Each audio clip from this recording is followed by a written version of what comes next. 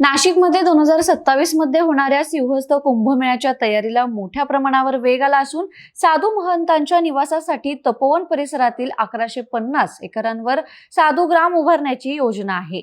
या कामासाठी 1800 झाडांची तोड प्रस्तावित असल्याने स्थानिक नागरिक, पर्यावरण प्रेमी आणि अनेक सेलिब्रिटींच्या तीव्र नाराजीचा उद्रेक झालाय।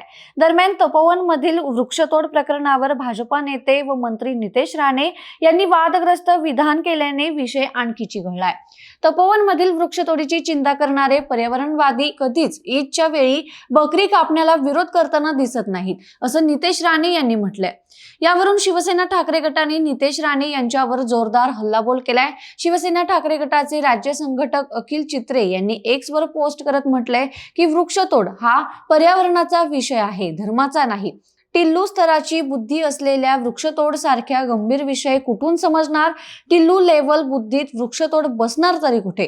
त्यांच्या सिस्टीम मध्ये तर हिंदू मुस्लिम बकरा कोंबडीच फिरतात, वृक्षतोडची फाईल तर अनसपोर्टेड फॉर्मेट म्हणून उघडत नाही, असं म्हणत त्यांनी नितेश राणेंवर टीका केली आहे।